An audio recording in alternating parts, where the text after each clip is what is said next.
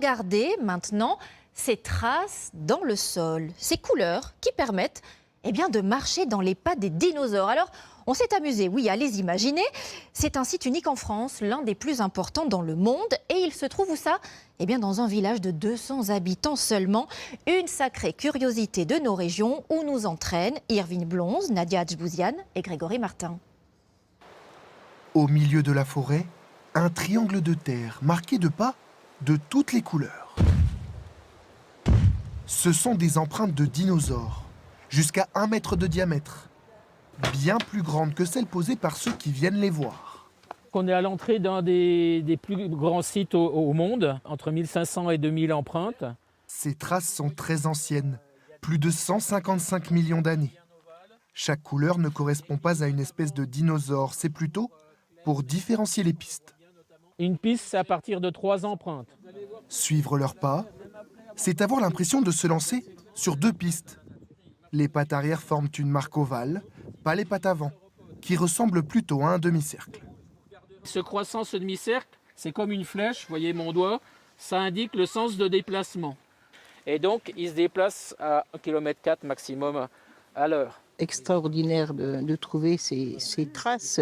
On est un petit peu sans voix, quoi. Hein. Et c'est beau. Alors imaginez la taille de ces animaux. Elles dépassent l'entendement. Prenons l'exemple du sauropode, un dinosaure herbivore. La tête, elle est contre le front de taille, là-bas. Le front de taille, c'est le mur autour de la carrière. Et puis la queue, en même temps, elle est dans les buissons de l'autre côté. Il fait en gros 20-25 mètres de long. Minuscule. On est minuscule. Oui, on est minuscule. Et puis en même temps, on est super reconnaissant de pouvoir les voir. C'est l'un des plus grands sites de traces de dinosaures au monde, dans une commune de 200 habitants. Jean-François l'a découvert très récemment, à l'automne 2004, au hasard d'une balade. Et en faisant un footing, et avant de faire demi-tour dans la carrière, je suis venu voir s'il y avait des fossiles.